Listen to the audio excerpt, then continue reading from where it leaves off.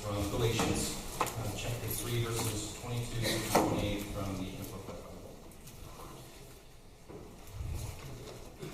But the Scripture has imprisoned everyone, everything, the entire world, under sin, so that the inheritance, the blessing of salvation, which was promised through faith in Jesus Christ, might be given to those who believe in Him and acknowledge Him as God's precious Son. Now before faith came, we were kept in custody under the law, perpetually imprisoned, in preparation for the faith that was destined to be revealed, with the result that the law has become our tutor and our disciplinarian to guide us to Christ, so that we may be justified, that is, declared free of the guilt of sin and its penalty, and placed in right standing with God by faith.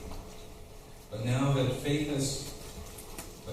has come, we are no longer under control and authority of a tutor and disciplinarian, for you who were born again have been reborn from above, spiritually transformed, renewed, sanctified, and are all children of God, set apart for His purpose with full rights and privileges through faith in Christ Jesus.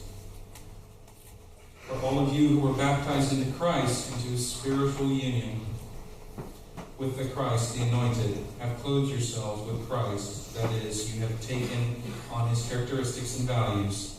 There is now no distinction in regard to salvation, neither Jew nor Greek. There is neither slave nor free. There is neither male nor female. For you who believe are all one in Christ Jesus. No one can claim a spiritual superiority. This is the word of God for the people of God.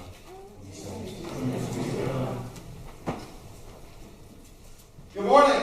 Good morning. I don't know if this microphone's going to work, so I'm just going to talk.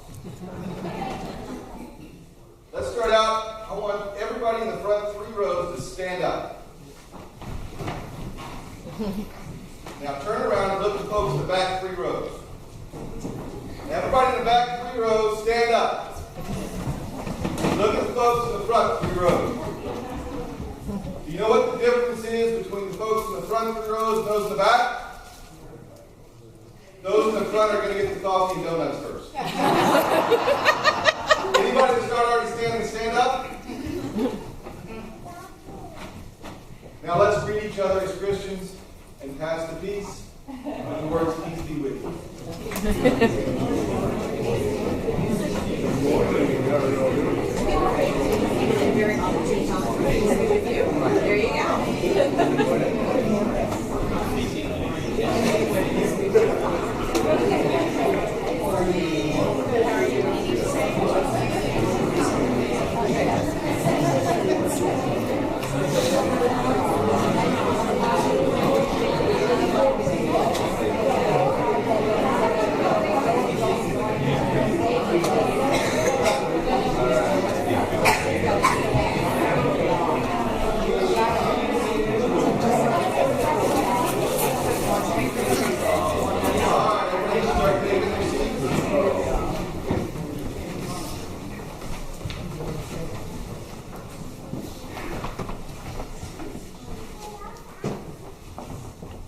I like to think of Christianity as a long voyage, a ship voyage. I know we're all supposed to walk in the steps of Jesus, but to me, especially as an old Navy guy, I like to think of it as on board a ship. And we started out over 2,000 years ago with one boat.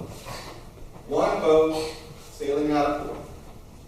And since then, we have developed a fleet of hundreds. Now up front, there may be the Catholic ship, and it's huge, and it's beautiful, and it's mostly made of stained glass. And sitting beside it, the Orthodox fleet boat. It's a little darker, a little more mysterious. We don't know as much about it. Some ships are beautiful on the outside, but crumbling on the inside. Others are luxurious on the inside, but rotting on the outside. There's big ships and small ships, ornately carved, some that are plain. Some are fast, some run deep. Some carry millions, and others carry just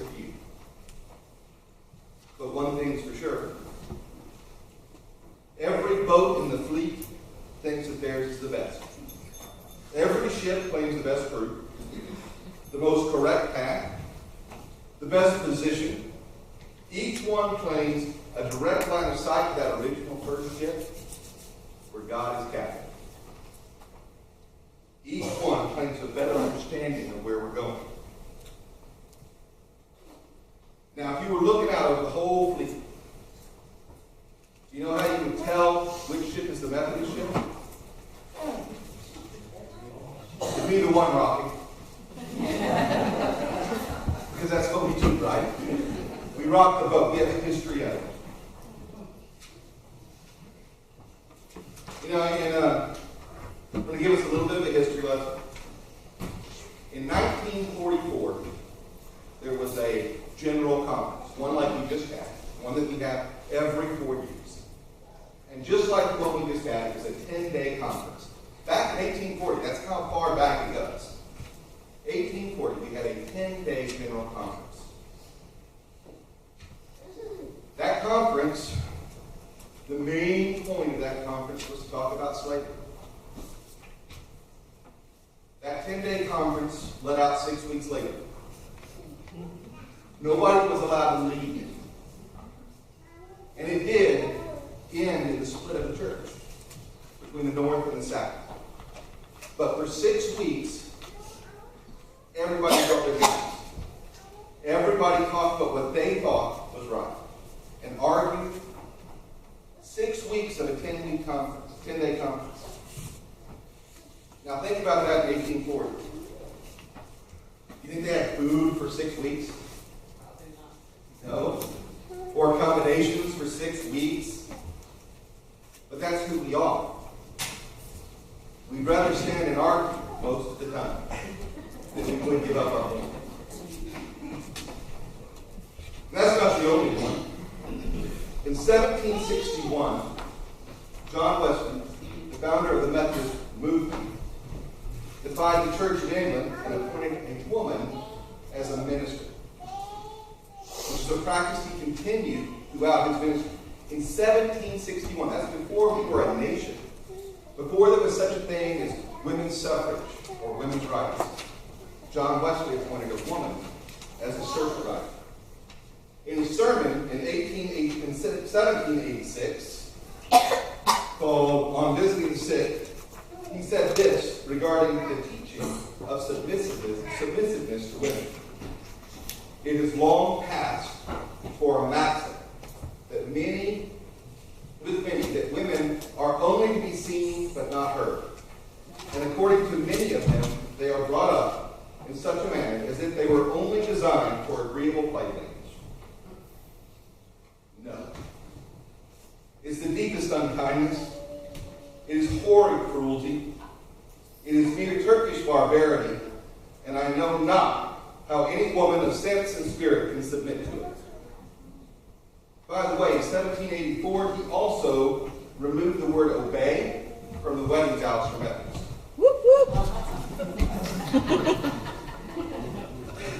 In 1866, here again, 1866, a circuit rider for the Methodist Protestant Church in Jasper County, Indiana, named Eleanor Alter Davidson, a woman, became the first ordained minister in any Methodist denomination.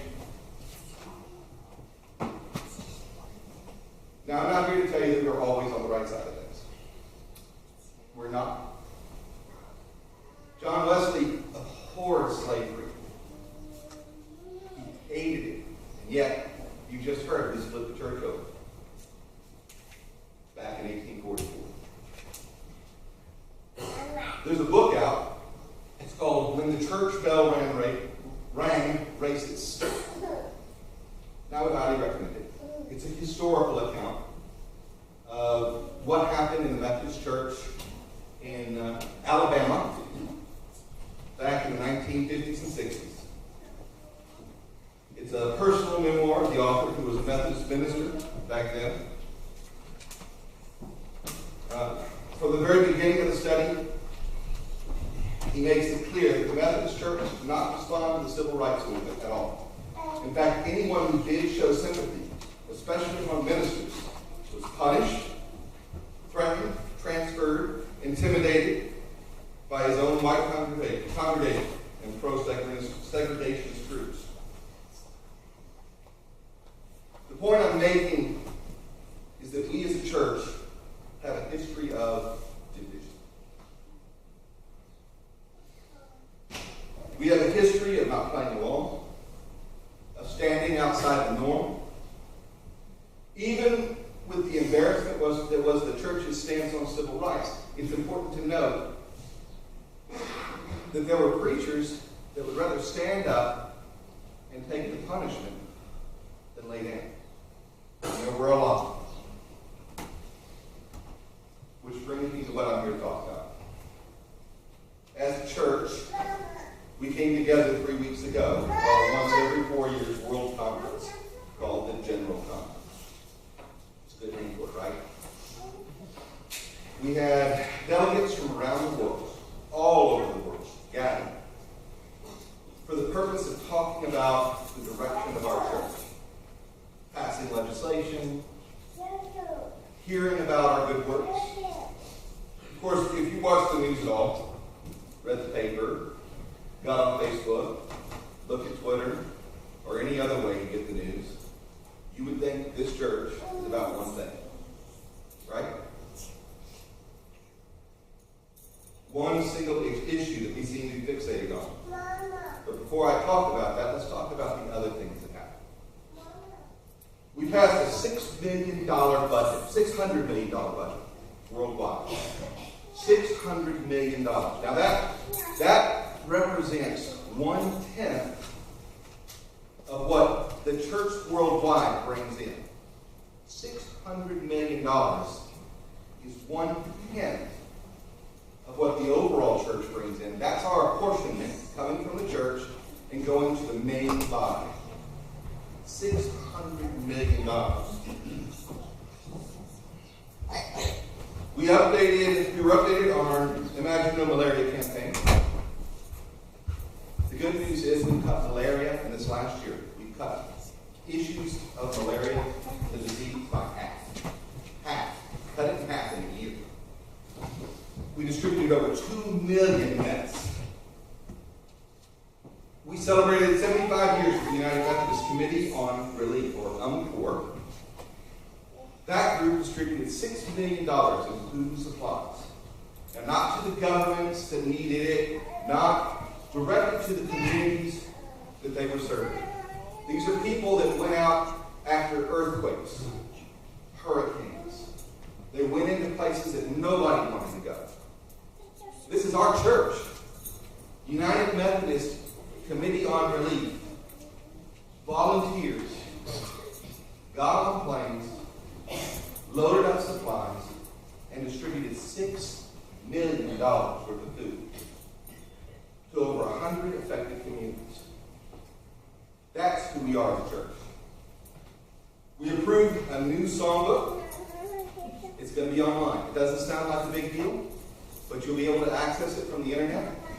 And that's going to make worship more available and more affordable to smaller churches. We reviewed thousands of proposals, ruled on hundreds of articles, and with all of that, we still found time to fight. Wow. Now, we call this issue a lot of names. Wow. We dance around it a lot. Wow. We've heard words like full inclusion, reconcile. We've heard the letters LGBTQI. And before you get upset, I'm not going to stand up here and decide or try to push you one way or the other. That's not the point. I'm standing up here to acknowledge, just acknowledge, that we're in disagreement. And maybe to propose a way forward. Not for the big church. I don't have that kind of power. But for those of us in this room, a way that we can get past this, no matter how we feel about it.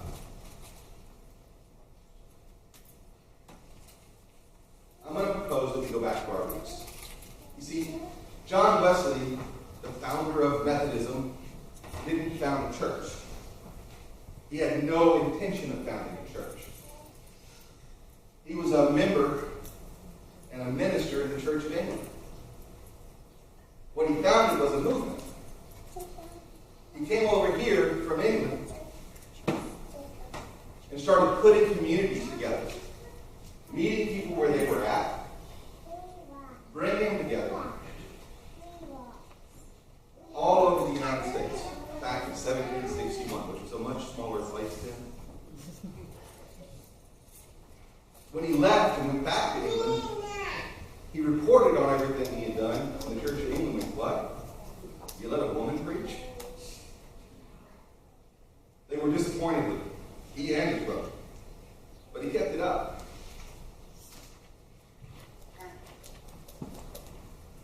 I propose that we commit to that vision. See, John Wesley also said that the only commonality we need is the cross. The different opinions are important and necessary in any community. The theological discussion is important and necessary in every community. It doesn't break us apart.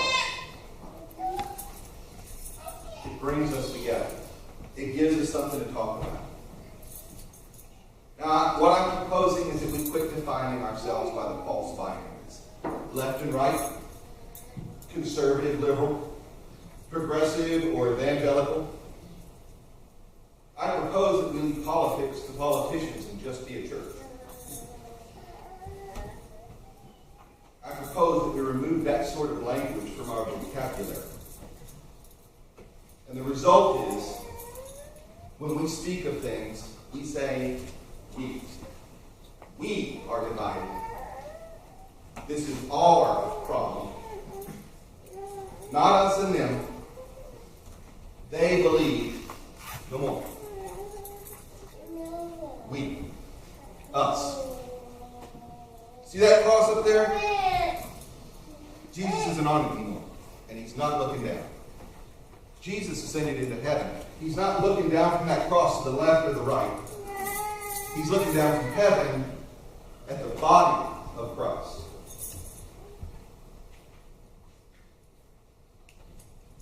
That thing up there, that cross up there, is a bridge. It's what we use to bring us together, not tear us apart. So I'm going to ask you to do me a favor and stop trying to meet me at the cross and start trying to meet me on the cross. Let's stand on it for our theology. Let's stand on the cross and learn to love.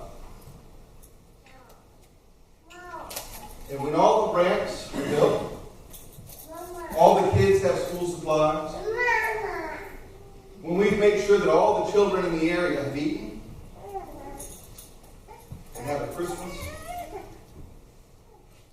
when we've invited all of our competitors into prayer, when we sung songs at Orchard Park and Legend Oaks and brought joy to people where that's really in short supply, when we have been the hands and feet, then how about we sit down over a Wednesday night dinner?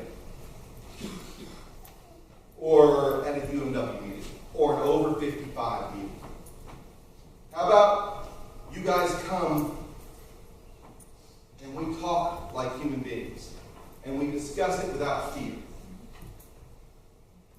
We discuss it without talking around the issues. We talk about it like Christians.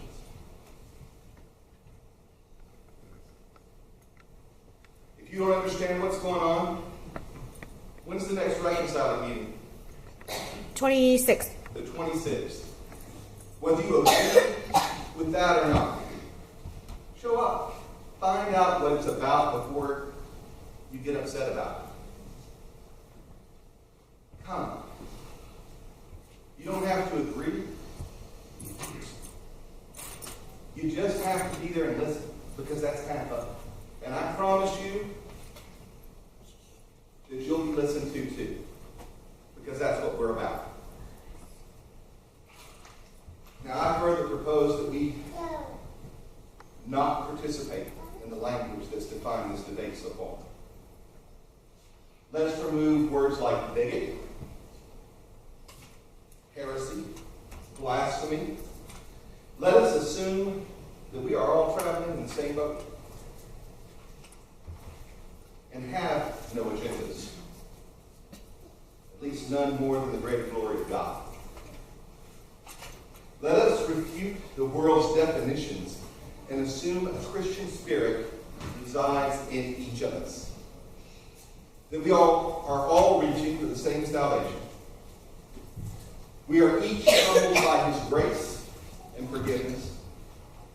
Let us engage in Christian conversations and accept each other as we are, where we are. Let us bring peace, not ubiquity. Let's keep our individuality. Let's keep who we are and bring peace to that discussion. Let's bring calm in the midst of our division. Let's commit to loving each other, no matter what. Now let us pray. Dear Lord, help us to see that we are more than the sum of our parts, that together we are powerful in your name. Let us remove the divisive spirit, even as we make room for our own diversity. Let us understand ourselves in our imperfection as seekers of the light. Let us continue to rock the boat and trust in your wisdom to maintain an even keel. Take us not as students of the law, but keepers of the living word, that we may continue to evolve under the Holy Spirit. And let us welcome all who seek justice in your mercy, to find peace in our midst, even as we wrestle with our God. In Jesus' name, amen. Amen.